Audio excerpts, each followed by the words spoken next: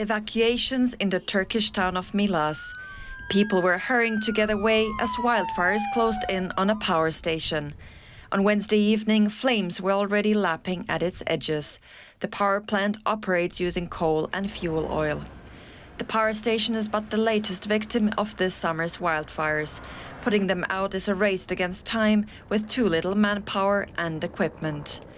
Almost 200 fires have been contained across southern Turkey in the past 8 days, but fresh blazes continue to spring up.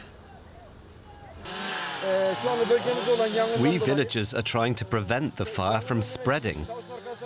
We're cutting down parts of the forest to reduce the distance the fire can potentially travel. We're doing everything we can. Like Turkey and other parts of the Mediterranean region, Greece is fighting its own battle against flames and smoke. On Wednesday, suburbs in the capital city of Athens got evacuation orders too. Firefighting planes are working non-stop, and we hope to be able to contain the Athens fire today. Firefighters are dealing with a number of reignitions, but they're not serious. The extreme heat and fires have prompted other European countries to join the emergency response. The heat wave is forecast to hover over the region until at least the end of the week. Well, last night, people in southwest Turkey had to be evacuated. Tourists had to leave their hotel. DW correspondent Julia Hahn is covering the story in the district of Milas at the Aegean coast. Julia, have people been caught off guard by the scale of these flames?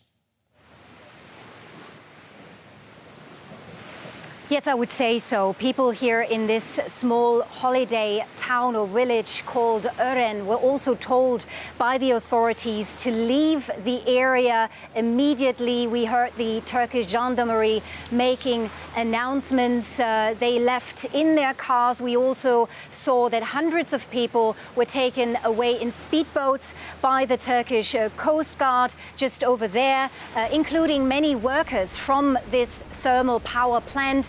Now, this is the scene this morning. The town is deserted. Over there is a souvenir shop. Most of the places here are fish restaurants, and we are in the middle of the tourism season, so this place would normally be pretty crowded. We would see a lot of tourists here, but now it's deserted. Now, from what we understand, the situation there at the power plant is under control. That's what the authorities have been saying, and we already saw a few people returning to this town, returning to their restaurants, souvenir shops and homes. Can you tell us more about the damage to that power plant? What impact is that having, the flames that have hit that power plant?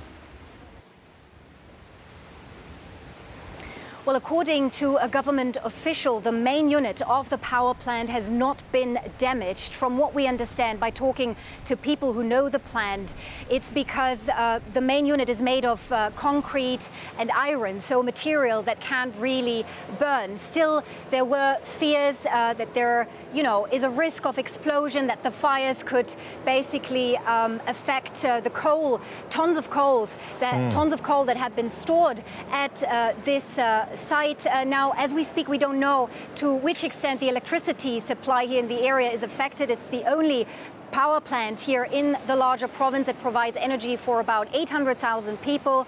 An investigation at the site, an investigation into the damages is still ongoing. Now, right next door, Greece is also fighting wildfires. Officials there have pinned the blame partly on global warming, climate change. What's the Turkish government saying about that? Well, the Turkish government has blamed the first fires which broke out about a week ago here in southern Turkey on arsonists.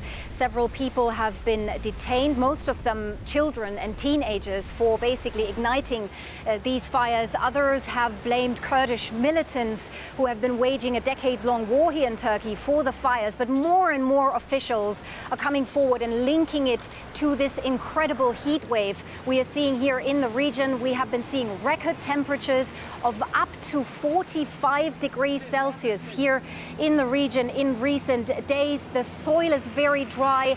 President Erdogan himself yesterday admitted that strong winds have been fanning the flames flames and have made it very difficult to get the situation under control at the power plant as well. So this is the discussion right now, but we are also seeing a political discussion between the government and the opposition. Who is to blame for the lack of crisis management? Who is to blame for, the firefighting operations not really making much of a progress? Yulia, thank you so much. DW correspondent Yulia Han there in Turkey.